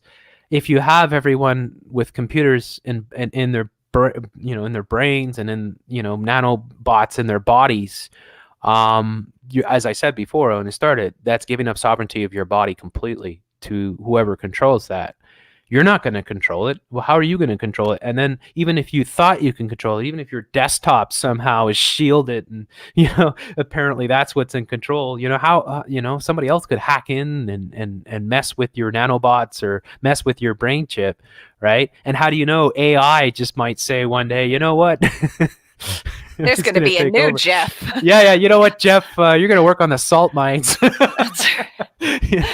Triple fortified. Yeah. Yep. So, and then look at this, Particles for Humanity. I love this fierce urgency now. And they've got these children running. Now, all these children are deprived. They don't have shoes. That's first and foremost. They're out in nature. That's terrible. They should be in front of a black mirror. That's what Bill Gates wants. Melinda Gates says she can't stand seeing African women walk around with their beautiful colored, multicolored, beautiful dresses, carrying the water on their head and taking care of the kids and having, umpteen babies. She can't stand that. She wants them inside, hooked up to their mind control, getting their cultural Marxist feminist degrees and depopulating themselves. They say that's a lot of why they're lighting up Africa and get all the power to everyone so you can charge your cell phone. Yeah. I believe what they're doing. This is what Dr. Mumby and others got to be cognizant of is that they're going to form these technocracies or these technology-based societies from the ground up, because they can go in there and they can come and say, look, we're gonna build you filtration and sewage and water. We're gonna, and then people will buy into it because they'll be like, wow. And then we get power, and then we got next thing you know, hey, here's televisions. Oh yeah, Netflix is a thing Netflix. There. Yeah, it is. In all of the smart cities and the developments that we've got Netflix. Because I've been watching Life Below Zero, because I saw a Joe Rogan show there, and they had one of the guys from Life Below Zero, and these are just people living up in Alaska, right? That are living like in the most harsh conditions, but they're loving it, right? Because if you know how to live off the land, it's plenty. You have all the food that you can need. You have to work for it, right? Every day is work and every day is a struggle, but it's good because you're actually providing for yourself. And that, to me, is the way that we need to go, is that we need to go, like, the real solution to what's happening for everyone is to get away from the tech and to revert to a more humane lifestyle where we're living in harmony with nature, where we're growing our own foods, or we know the farmers, or we're, bartering, exchanging goods, right? And living life much more, in a much happier state. Yeah, instead of this convenient everything. I mean, whoever said a challenge was bad, there's it's good. That's what I said again about the piano, right? In the beginning. It's like, you don't realize that if it's like learning martial arts. I'm sure there's a lot of people listening that have got a belt or have maybe, gone far in martial arts. That if you just download it, right, and all of a sudden you can do kung fu or something, you haven't learned the most important part. The most important part of, like, learning martial arts is the self-discipline, like the amount of difficulty and concentration it takes to achieve something. And anything, no matter what you do, to get good at something, you have to really develop a mindset. And that is and so if you eradicate that from the process and everyone's a Bruce Lee just because they download a program, then, what are you really creating? Because these people won't be disciplined. Bruce Lee would never fight anyone. I mean, he would use it for self-defense, but because of the mindset that he developed, it was like, I'm going to learn kung fu and karate and master it so that I never have to be in that situation, right? That I don't get in a fight and get hurt or something like that, or that I don't hurt somebody really badly in a situation because I'm disciplined, sort of thing. And that like this instant sort of give me convenience or give me death sort of mentality that they're programming people with, where it's like, you can instantly be this, you can instantly be a musician, you can instantly be an artist. It's like, no, you're not seeing the forest for the trees. Right? You can't, the whole mentality is what keeps you balanced and develops you as a human being and makes you reach, become something, not just somebody that produces something, but becomes somebody of substance, of somebody of character. And it makes me think of a non-human thing, a plant thing, that it also makes me think this thing of like hydroponic plants and how I think that's lacking, plus what's in those nutrients. But my herbalist, Dr. Jones, he talks about how you can have this one kind of plant that it growing where it ought to grow in the hard to reach place with the rocky soil, and it has to work for it. The amount of medicine, you can see the change from the root color of that plant growing there, and then the one of its buddies that made its way into the creek bed that's had an easy life and always things flowing to it. Like there's a color difference even in the root of the medicine. I don't remember what kind of medicine it is that's in there, but yeah, just the easy life. It's not going to necessarily make you richer. No, and again to the show Life Below Zero there, where some of the people being interviewed, like they hunt moose and caribou and stuff like that, and they fish, and like the idea, like a few of the people were saying things like, you know, I hunt a moose or I hunt a caribou, I'm killing something that's running around, that's super strong, super, you know, full of all these good nutrients because it's healthy and it's living life. And then you are what you eat. You're eating that, like you're eating, and it's beyond healthy because it's beyond health. It's super healthy because you're actually eating something that actually lived. Not only actually live, but you're meant to eat. This is what you are. This is what we've evolved from. And then you compare and contrast that to where the normal person gets their meat, which, you know, often is in a burger. You know, it's all, you know, processed, and it's all, you know, at this point we're hoping that's meat, right? Yeah. And it's like, well, it tastes good. Yeah. And it says it's got so many, you know, so much protein in it. And then you wonder why people are getting cancers. And just like you said with the plants, like you can't cheat this stuff. You can't cheat it. Like the reason why, I mean, and that's the thing about forests. And you look at the Inuits that lived, they've lived there for, you know, thousands, maybe tens of thousands of years. How on earth could you live in the most inhospitable sort of climate and thrive for thousands and thousands of years where there's almost no vegetables and stuff like that? And well, it's because everything that lives there is you know, has to be at its optimum to even survive. That they're not going to eat. The hunters aren't going to target some cancerous, you know, caribou that looks like it's got. Yeah, they're not going to find a dead whale and go, oh, good. Look, Like they want dinner. They look for the healthiest, right? And that's the whole thing. So this is where we have totally, like they have done this to us, but that's one of the reasons I believe that people are getting so sick these days, is because their food doesn't have, like, it says it has these nutrients. You look on the label or whatever, but that's just gobbledygook. That's not real. It's not real food that you're getting. You're getting something that's highly processed that, you know, you have no idea, you know, with all the chemicals. If it's an animal that was raised in horrific conditions to get you that cheap garbage food, you know, it may sound like fluffy stuff, but I think there's karmic retribution. You know, that energy doesn't just go away. You're going to eat that suffering. Another thing too with these kids, like there's like 99% of kids in Africa have no cavities under 18. Well, so I watched, there's another YouTuber in Africa that I watched for a while. And one of the things that this guy likes to do is eat the food. And anyway, he likes to eat the food, and they show these porridges, these like the USAID, the aid program. USA, they show, CIA.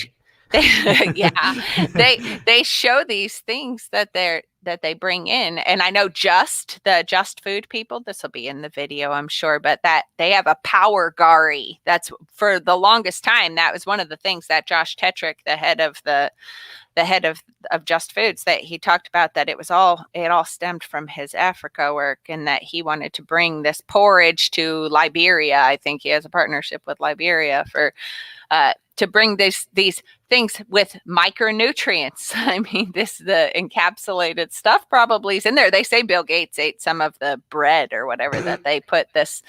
He even ate it, but yeah. And micronutrients, that's one of the things that Hong Kong talk that I've mentioned it in a couple videos where Josh Tetrick was talking about how Just will be better than everybody else and help the big food manufacturers, and how the micronutrients, whatever you want, we can pick it out. Kraft Heinz and Nestle, anybody, and that they had fluoride on the list there, so it does make sense now that I keep looking. Well, and you think about it too. You look at these kids. I mean, can you see what's on the screen here? Yeah. Yep. And they would say these kids don't have shoes, and it's like they don't need shoes where they are. Yeah. You know, like you're better off without shoes if you're living in the tropics. And like this is a lot of long distance runners are going barefoot now because they realize, you know what, the foot's not meant to be in a shoe. Oh, so, I love barefoot. Yeah. Yeah. It's like barefoot feels amazing. You're out in the soil, you're directly connecting with the earth. It makes it more humane and more you're directly connecting with nature. I do get like the upgrades that these people, I think they've been purposefully kept down so that now they're chomping at the bit for this stuff. But that there's like, they don't have to get the Bill Gates filter toilet. They can there's other things that are completely no water, no power. Like it's called an ELU, and it's this big dehydrating toilet tank. Like you clean it every 7 years or something. They could put those in these sunny villages and they would have toilets. You know, and there are ways for the water other than like they're talking about. But the reality, the reality is they don't want these people to breed. That's the reality. They want the opposite. So they're gonna come porridge. Yeah, they want you to eat your USAID porridge, right? Your Bill Gates porridge. And then they want you to get your cultural Marxist degrees and get yourself saddled in debt to become an angry feminist. Right. Or to become a MGTOW, you know, like, oh, I don't need this. So like the whole, this whole thing, like what they're trying to do with Africa is they're going to come in and say, we're going to save everything. And as I said, they'll come in and they'll give some good things to start with, like sewage and water and stuff like that. But then, you know, the fluorinated water, probably things like that. But, you know, they'll come in and then people will cheer it on. And then next thing you know, you got Wakanda, right? And, oh, yeah. You know, and it's like a giant Google smart city, like the first major smart cities, if they're not in China, which I'm sure they're building, and they are, they're going to be Africa. In fact, that's where most of the ghost cities are being built in China and Africa. And you could bet your bottom dollar these ghost cities are like, you know, Alexa equipped or the equivalent, right? Where it's like, you know, the government can listen to everything that you're up to and collect information and know the cubic centimeters of your poop and what's in it and everything, right? Like that's where it's all going, where this corporatocracy that's taken out over every element of our society. So when I see these scumbags,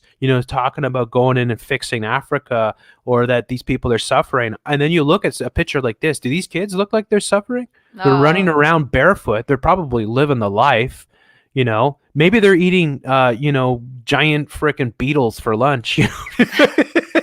Doesn't mean we should eat them, but I mean, like, why, you know, like one thing I could appreciate about Gene Roddenberry and the original Star Trek was his sort of, what was the first directive, I think it was called, which was you don't interfere, you know, with a society.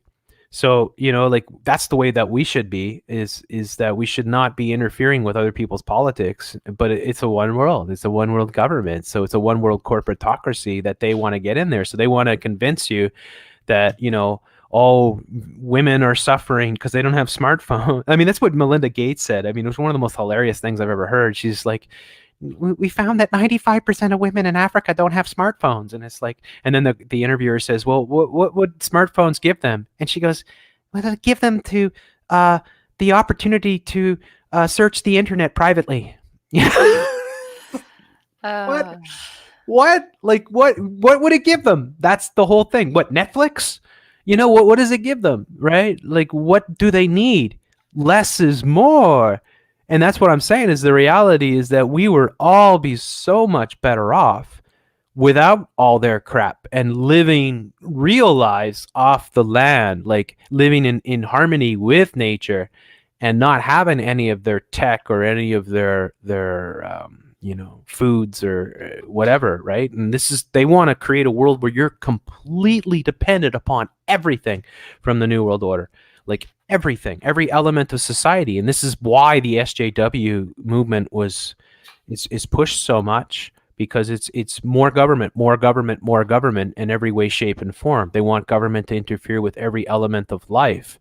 And this is the opposite of strength. It's weakness. It's like endorsing weakness. Like fat shaming, for instance, is a perfect example of this.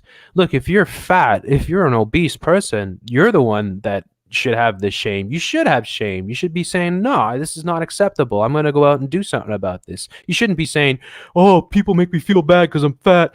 It's not fair. You know, I'm perfectly wonderful the way I am. No, you're not. You're not. You're not. You know, just stop. You're not. You know, that's what the Oprah and the mind control, the New World Order is telling you.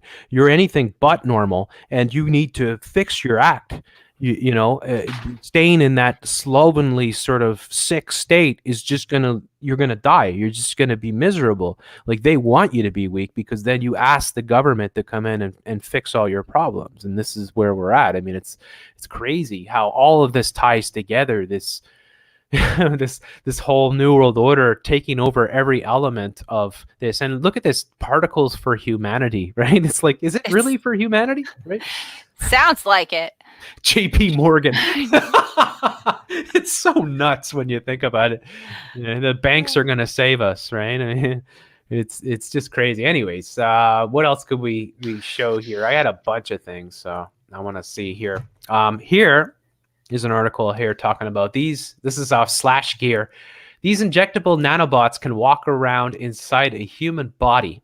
They walk. They walk, yeah. Yeah. Walking around.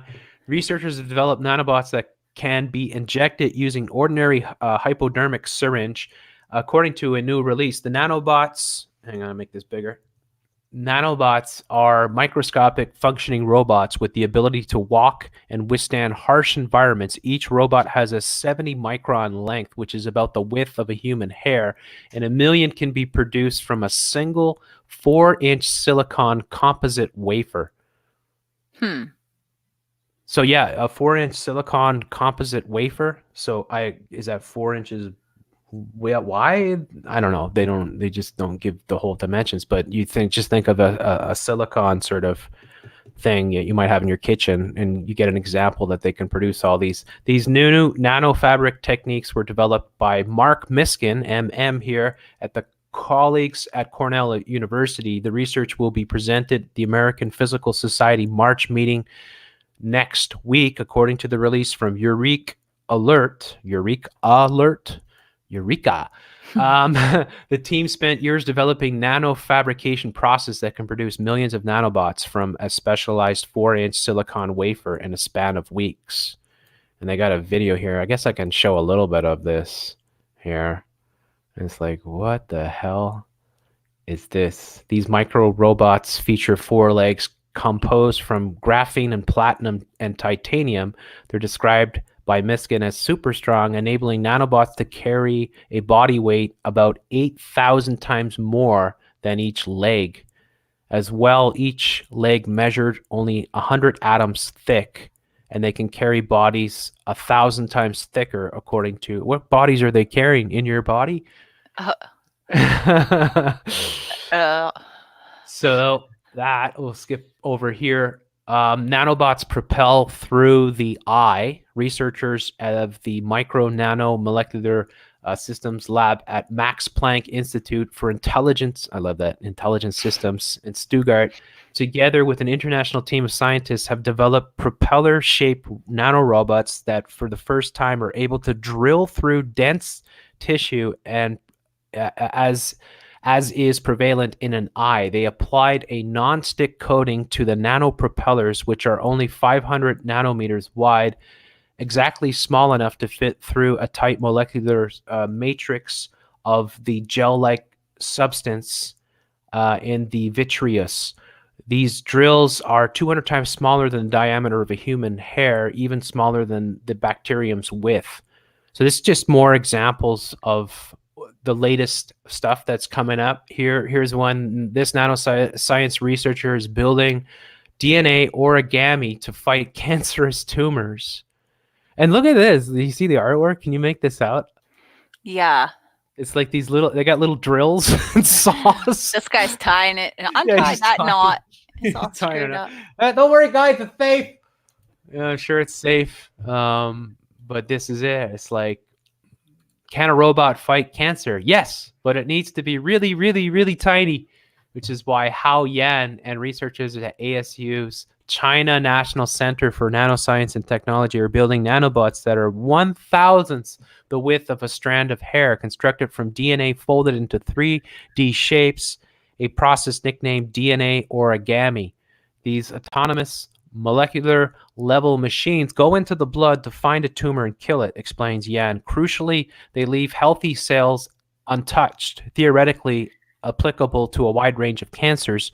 This unique form of nanostructure technology has shown promise in the initial tests, doubling the survival rate of mice in cancer. This is important for me to point out, is that these are all sort of endorsements of nanotechnology for those non-destructive nanobots. Like they want you to buy this. So they're not going to put out stories saying, this stuff could really mess you up like a bad accident. They're going to put out stories saying, can this be the future? Can this solve cancer? Can this save people? And they want you to buy into it because this is going to help you. Here's another example of that. Search and destroy. DNA nanorobots seek out breast cancer cells. And they got the targeting on the cancerous cell, right? Yeah. And so they say, according to the Mayo Clinic, about 20% of breast cancers make abnormally high levels of a human protein called human epidermal growth factor receptor 2, the HER2. When HER2, breast cancer. Yeah. When displayed on the surface of cancer cells, this signaling protein helps them proliferate uncontrollably and is linked with a poor prognosis. Now, researchers have developed a DNA robot that recognizes the HER2 on breast cancer cells, targeting them for destruction. They report their results in the ACS journal. Yeah, because they really understand all of this enough to send in these little bots to search and destroy. Yeah. Well, that's a lot of what you'll see, especially if you watch the YouTube videos that are available on nanotechnology. It's all mostly positivity, and they talk about doing these things on rats and mice, and like cancer, attacking cancer cells, and this could be it. This could be it. And again, potentially, sure. But what about the other side to it? And do they really want to save you from cancer? Do they really want to keep as many people alive for as long as possible? Yeah. Or is it just about hooking you up to the cloud? Yes. You full on in the hive so they can milk out all the goodies that you have. Then that's what I anticipate, like what we mentioned before, is that somehow we're going to find out, oh, guess what? You've probably got the nanotech already in your body. At some point in the next 10 years, this stuff will start to be released, right? 8 to 10 years, remember. Yes. It'll be mainstream. Yes. But what else we got here? Okay, we went through the whole... I did put a link in there with the back to the Internet of Thoughts. It's a creepy picture, but it's more on that whole Okay, you got two of them. Oh, I think we haven't seen the mill. I want to open that one too. The Oh yeah, that's with the poor little child. That's some of their micro encapsulated. Bill and Melinda Gates. I mean, it's like, again, avoid enriched foods. Oh, look at this. Now. This looks great. Yeah, it's creepy. The Internet of Thoughts is coming. A bot-enabled interface between human brains and cloud storage is likely within decades. Decades? Yeah. No, it's probably sooner. A team of researchers, says Andrew Matterson reports. About that paper again. Yeah. Yeah. That's so bizarre, too. It's like police? What? Oh, yeah. In not too many decades where humans stop and the information highway where humans stop? In not too many decades where humans stop and the information super highway begins will be impossible to determine. And you've got this cyborg looking thing,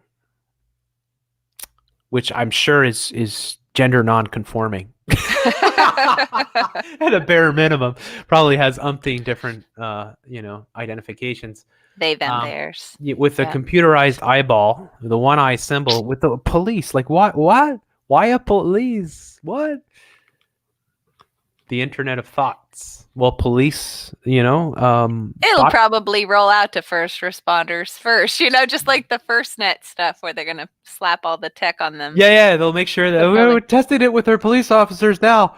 If you drop your radio, it's okay. You'll still be able to hear us. We'll be in your head. But okay. When I look at that, I think of thought control or thought police, right? Yeah. Where it's like you had a bad thought, Yep.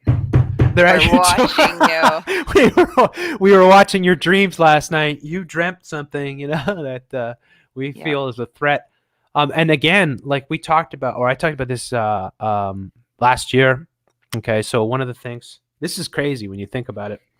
They're using AI in the UK, coming to every country pretty much. They're using the AI to monitor. Did you hear about this? Monitor children's drawings. Oh yeah. Yeah. This is so sick when you think you just leave the kids alone. No, we're having AI monitor all the drawings that kids do to seek out pedophiles, right? Which I put in quotations because that's not really what it is. Because if I show this, you read the article, the first half of the article is, well, we're going to protect the children from the pedophiles. We want to use the AI to detect if they've been sexually abused. But then the bottom half of the article was all about, but we also want to be able to detect dangerous behaviors with the kids. Future psychopaths. Well, no, this is not future psychopaths. People who may think contrary to their programming. Yeah. People that might be, a little bit too Camilla, Jeff C type, questioning things, not on the ball, not buying into the Rainbow Unicorn New World Order, Bill and Melinda, saving the world. Send those guys to BitChute. Yeah. The 77th Brigade will take care of them there. That's right. Before the century is out, advances in nanotechnology, nanomedicine, AI, and computation will result in the development. So that before the end of the century is out, probably by 2030, a human brain cloud interface that connects neurons and synapses in the brain to vast cloud computing (CC) network in real time. That's the prediction of large international team of neurosurgeons, roboticists, nanotechnologists writing in the journal Frontiers of Neuroscience. Can you imagine like some alien civilizations like rummaging through the remains of humanity? That's what happened. And then they find oh yeah, it was this. Oh, yeah. Where have we seen this before? A human brain cloud interface, sometimes dubbed the Internet of Thoughts, theoretically links brains and cloud-based data storage through the intersection of nanobots positioned at strategically useful neuronal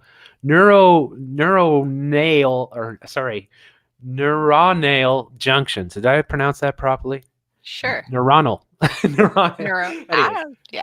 Yeah. Instant access to information thus becomes possible without the need for external architecture such as computers and internet cables. Search and retrieval exercises will be initiated by thought patterns alone. So this, again, with the 5G, like, it's like, yeah, you get, well, I mean, like, what are we going to be when we're that? Like, what are you going to be? Like, how, when do you realize, guess what? I'm not a human being anymore. I'm actually a robot. I don't know. And I don't know how much will they modify us to be robotic, or if they'll just let you live in the virtual world thinking that you are those things. If you never take it off. I mean, look, would you even know? I mean, yeah, that's the real world. They're going to rewrite history. They're going to burn all the books. In a future, you might just be some slave body working, not even thinking, just programmed and completely disconnected from humanity, or completely disconnected from any sort of Or, like, and then you could have a whole class of elites with their super babies and their super offspring sort of thing that are behind the scenes that are running everything. And then all of humanity just working endlessly as slaves. Power Much. plants. Yeah, kind of like the Matrix, right? Where they Yeah. use in the Matrix, again, in the Matrix, it's more the Skynet, the AI that's taken over. But what if they make it look like it's the AI or something, but it's really just the elites that are controlling all of humanity, Yeah, and right? you'd never even know. Never know it, not in a million, because you don't know it now. Most people have no idea now. Most people have no idea. They have no clue what's going on. And I it's didn't. hard. Yeah, I had no clue. yeah, it's hard. I mean, again, with this, what we're talking about today, um, all we have is what they put out, right? And we know that there's a lot that obviously with this that probably hasn't been released. I mean, you think about China alone. I mean, China's not going to go out and publish everything that they're up to, dealing with this, and it's a race. This is probably akin to, but on a much higher level, the say the race to space there from the 1960s, between the Soviet Union and United States, where you have these, whether you have the corporatocracy itself, but you have nations like China that would be massively involved in getting the cutting edge and being able, we're going to produce the best cyborgs ever. I mean, our cyborg, because you look at China in a way, you've already got a hive mindset because people are not allowed to have freedom of speech at all. Oh, The yeah. government watches everything you do and rates you on a scale. This is all being brought in here, of course, because the New World Order looks at it and says, that's amazing. China is the model. But you think about that China already has the hive mind programming in the masses. The next step for them would be to get the brain chips in everyone. And you're not going to have a choice. In fact, Yeah. if you want to have a baby, you're probably, it's going to be a prerequisite that you're going to have a CRISPR baby and it's going to be chipped. Yep, and they'll pair you up with their matchmakers. You're allowed. You're on the list. We scanned you. We saw you're up to date. But imagine China, isn't it that WeChat there? Everything is on the same platform, sort of thing. You never leave it. That in your brain. I mean, just videos. I don't remember who did it. There was a great video about what WeChat is, and that'd be like that book that you're just in there and on, and everybody's talking to you and you're connected at all times without even doing anything. That's, and again, it's unimaginable. It's crazy. So anti-humanity, because like, how do we define, like, ultimately what would we be best? And we have said this throughout this podcast. In fact, I know you practice it in life, and this is where I aspire to be, is like taking yourself off their grid, off their system, away from their tech, away from their surveillance and everything else, and living communally, right? And growing your own fruits and vegetables, and buying stuff in a communal, supporting local farmers and all that, getting away and realizing that, what, the tech, it's not going to make you happier. That's for sure.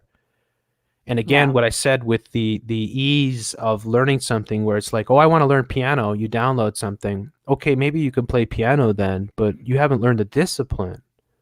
Well, they'll redefine happiness. Well, that's it. Yeah. Happy will be, I've got lots of credit points, social credit points, and I can learn that. I can learn anything I want to. I look at the popular YouTubers, and I think most of them are very miserable. Even though they got a lot of money, they're in bad health. They're promoting awful lifestyles. They're complete narcissists. And I wouldn't trade places with them ever, like in a million years. And I think that's the lifestyle that they sell to the average person. That oh, you're going to be happy if you got X amount of followers on Facebook. In fact, it never works like that, because if you get, say you want 10,000 followers, and then you get to 10,000, you want 20,000. Then you get 20,000, you want 30,000, and it just goes like that. That's the insatiable sort of, and this is all out of DARPA when I talk about the Facebook and Instagram and all these platforms that they've strategically promoted and released and got everybody to buy into. These are actually not at all good for people. I mean, they can be useful. We're using them in a useful way. And of course, they're trying to wipe us out because of that. But ultimately, and again, I don't want to throw the baby out with the bathwater. I think there's a lot of great people on YouTube, for instance, that put out tremendously good information, and I'm not even referring to people within, say, Truth or doing this type of work. I'm talking about people that, you know, put up videos teaching you how to build things or grow things, you know, they're extremely helpful, or even to play music and stuff like that, teachers and whatever else. There's a lot of great content that you can do. So it can be good.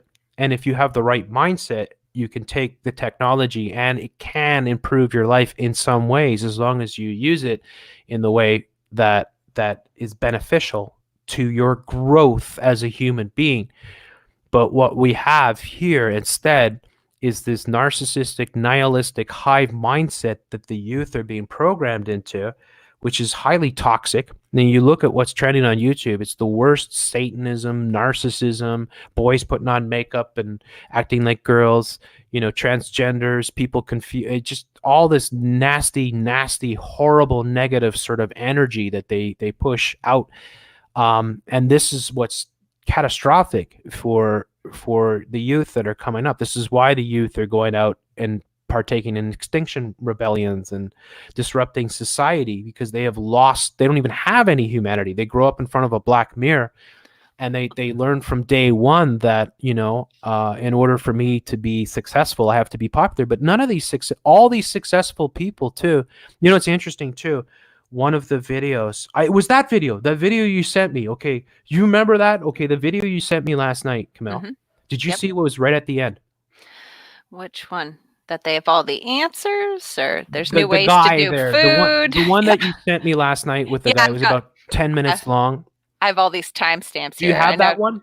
Yeah, hold on. Look right at the end, like the last second of the video. Okay, the last second of the video. The BetterHelp? Yes! Yeah, I know. I knew you'd love that. Yes, I noticed that. Okay, so the video. I've just stressed you out and filled you. Can you put me the link there? I'll put it up there for folks. Yeah. This is very important for people to see. Here, I'm going to switch over. There it is. Okay, cool. Thanks. This is how it works, right? Nobody should be going online to discuss whatever depression they might be suffering from. That's not at all the solution to anything. But here you have this success archive here. You're going to love that name. And this video with this douchebag here talking about how wonderful this is going to be. And, oh, yeah, it could be dangerous and all that. But you know what? Probably going to change everything for the better. And when you take on this tech, there's no going back. That's what he's saying in there. He's like, you have to understand, you're giving up being a human. You're giving up all this stuff because you're going to, if you don't use it, you lose it. You're going to hand it all over to the bots. Yeah, wonderful. So he's kind of telling you that. And then at the end of the video, if you're really sad. Yeah, if you struggle, and have a hard time, oh, get the hell out of here. I hate that. Okay, hang on. Pause. Make sure it's paused. If you struggle and have a hard time, consider taking an online therapy session with our partner, BetterHelp. Link in the description. And if you don't know where BetterHelp comes from, it's a little country, you know, off the coast of the Mediterranean in the Middle East. There's a lot of trouble coming out of there all the time. Anyways, that's directly where it comes from. And this, again, it's hand in glove, where they want you to embrace a cloud mindset, where they want you to take nanotech and brain chips into your system. And then they're telling you, you know what, if you suffer, why would they put that at the end of this video? Like, when I saw this, I was like, oh, you gotta be kidding me. They did. And this is what we're saying. And I said this when the whole BetterHelp scandal came out, right? When you had Shilly D and you had all these top YouTubers, H3, Ethan and Hilla Klein, who met in the Holocaust Museum. You have all these characters that are featured on trending with JikiTube, ThemTube, right? Constantly. Everybody knows who they are. Everybody watches them. And all of them were pushing BetterHelp. And they were all making up these stories. Shilly D would say, you know what? A lot of times, you know, I just don't feel good and I feel down. But I found this amazing website. It's like, you're making millions of dollars. Like Shilly D is worth millions of dollars. H3, the exact same thing. You know, been feeling down a lot lately, you know, and I was talking to Hilla about it, you know, and I decided, you know, we're going to get some help online. And I found this really awesome website, and they got 33 1,000 experts online to, help you deal with your depression. So this all fits into the cloud mindset because they want you to think this is where they're taking it, folks, where they want you to buy into this nanotech cloud brain chip, the whole 9 yards, and that, look, okay, what do we show here? I had some of these set up here, but let's just take a look here. I've got them here. Here, check this out. Elon Musk says AI brain chips company could solve autism and schizophrenia. So, and then you got Greta Thunberg, the creature from the deepest pits of hell there, who is saying that her autism is her superpower. And then you've got The Walking Dead and all these shows emulating that, right? You've got Fat Thor, and Fat Thor is the best Thor ever. I don't know if you saw that. I think I saw a picture of it, but I didn't know he was the best ever. Yeah. The Fat Thor came out, and he was sensitive, and he was soft, and he was an alcoholic, and he's eating junk food all day, and he plays video games all day. And they say this is the best Thor ever because he's sweet. He must be eating a lot of fiber, right? Yeah. That one doctor said the high fiber diet lowers your testosterone level. Yeah, exactly. And they're saying this is the best Thor, and this is the Thor, and then again, it's Norse mythology that they have appropriated, culturally appropriated for their own twisted New World Order sort of agendas. We don't get taught those stories anyway. We just get their rewritten version. Yeah, exactly. Yeah. That's it. We'll get the Melinda Gates version that eliminates the gender bias. Her story. Yeah, her story. We get her story. Thoreen. The angry feminist, with the hammer. And that's happening everywhere too. It's like all over this is happening. So this is a huge thing that is being normalized, is mental illness. And I've shown this for years and years and years. Let's talk about, they have Bell Canada, the big telecommunication corporations normalizing, let's end the stigma of mental illness. And it's like, they don't want to solve, it's not like, let's end mental illness. Hey, Camille, let's end mental illness. Oh, all right. Yeah, like, hey, Howie, you're Howie Mandel, you're obsessive compulsive disorder. Let's just stick you in a room with a bunch of germs, get you to rub your hands over everything. You get over it 15 minutes, dude. You just deal with it. You get over it. But no, instead, how about this? You embrace your obsessive compulsive disorder as a superpower. We end the stigma, and then you can go around for the rest of your life getting other people to open the door for you and never shaking anyone's hands. Because it'll that's make what good television anyway, right? Yeah, that's right. It's like Me Too, and that was the craziest thing too, eh? When I showed this in the video, and I died of laughter. It's like, this is going back. This is like 6, 7, maybe even 8 or 9 years ago, where they had the Let's Talk, and Howie Mandel was talking about his obsessive compulsive disorder. Do you remember this? Vaguely. And he's like, he was in Howard Stern. He's on the Howard Stern show. You get your programming. And he said they were having a field day with him because they wouldn't open the door for him. So he had an obsessive compulsive disorder, or he had a panic attack. And what he did is he ran outside. And he ran outside in New York. And he was there on were the no street. Doors to deal with to get out of the place. He ran outside. And he was trying to catch his breath, and somebody came up next to him, and he said, "I didn't look at the person," but the person said, "Hey, you're Howie Mandel," and he said, "I just wanted to die. I was thinking, should I just jump right now? Should I just step out into traffic?" And the guy said, "Me too." I died of laughter. Me too, of course. Yeah. It's all tied together, folks. It's all tied together what they're doing. This is a long thought out plan. They want people to embrace mental illness. They want everyone to adopt a mental illness. They want you to think of a mental illness as a superpower. Then they want to give you the Hegelian dialectic solution to either enhance your mental illness or ostensibly deal with your mental illness, which will be the cloud mind, the brain chips, and the nanotech in your body. This is where it's all going. So just get you some transparent shadowing. You will totally overcome it. You can be a germ. You could be something that you don't want to touch. You can be anything. It's okay. It's coming. Yeah, that's it. And so all these articles here that deal with this, with the brain chips here. Look at this. This is just, I did this search today. Brain chips may help Alzheimer's here. Yay! Silicon brain chip mimics brain cells tested on heart patients. Artificial neurons developed to fight disease. Silicon chip that mimics brain neurons to help fight, of course. And then, of course, Elon Musk here.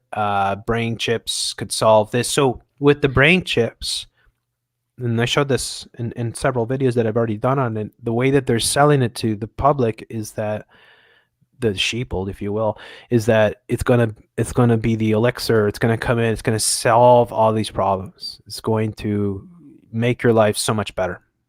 And the reality, again, when we get back to it, just like we talked about with, like, what is true happiness? Where do you overcome these things? Like, one of the things watching the show Life Below Zero with all these people living in Alaska, just living off the land, is there's no depression amongst these people. None. The only depression that exists amongst the Inuits is because of alcohol and Coca-Cola and all these awful toxins being introduced into society. Before they had that, there really wasn't any mental illness, right, that existed. Before they had, flat screen TVs and they sit all day inside, they'd be out hunting seals and, living the life that their ancestors have lived for thousands of years. Our cancerous society, our new world order, makes people sick. If you put on that television every day, you're going to be depressed. There's no way you're going to be angry. You're going to be a feminist. You're going to think you have white privilege, or, like all these different things. They need you to want the help. They need you to go, give me the brain bots. Get the better help. Better help here, which is, here we are. We're going to come and solve all your problems with this. This is where so much of this is coming through. And this the better help, that'll be the premium level when you have the nanobots. It'll be even better. Yeah. It's so nuts where all this is going. So it's really important to tie this all together and to show where they are. We don't know all the answers. We're just looking at where the trajectory of this stuff is going. But I really feel strongly that this is what they're setting up humanity to be, that they want a cloud hive mind for humanity. And that will be, again, it won't be for the elites. It's just like the multiculturalism and all the interracial and everything else they push on us every day through everything. They don't do it themselves. All right. No, first the guinea pigs. They're all related. They all have, these power families, right? They controlled society for hundreds, if not thousands of years. These monarchies, these, cultural and breeding alliance. Yeah. And it's not for them. It's for us. So ultimately, having a hive mindset for the people you want to control, the workers, the working class, which is what we are, will control us forever. And then they can get us to do whatever they want. I mean, if they want you to commit suicide, well, you know. The one thing was talking about, I think it was with Ray Kurzweil, maybe, where they're talking about how if you have these brain bots in people, and if you're the mayor of a town and you have a really high suicide rate in town, we can modify that. Should we? I mean, there you go. So this is so dangerous where it's all going. And again, it's going to be sold, right? Sold. Like, why are they building up cancer? Like, one of the reasons they could be, of course, and likely are, what we showed with the sugar, is that they're causing the cancer through a lot of the products that they're getting us addicted to. And then they're going to come in and say, well, here's the Hegelian dialectic solution. Guess what? Cancer rates are going through the roof, but guess what? Now we have the nanotech. Now we can get in there and fight those nasty cancer cells. Our little nanobots. We get in there, save you, make you morally safer. Yep. And people will line up. Like, they'll line up like it's, smartphones, going at 99 cents. They'll line up for weeks to get this stuff without giving a second thought. And again, the whole thing is losing our humanity is what we're witnessing.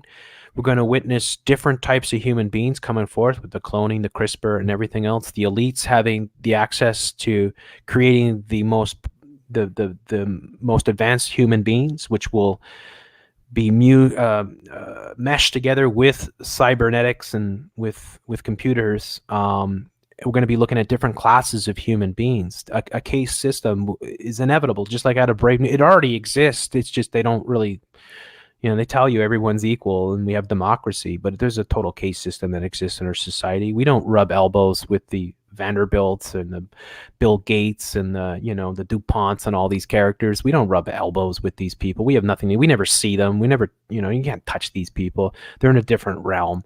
And the reality is they want to control all of humanity. They look at this and they say, look, this is going forward. We can depopulate the planet. We can make enough workers that will do all the dirty work that we need to be done.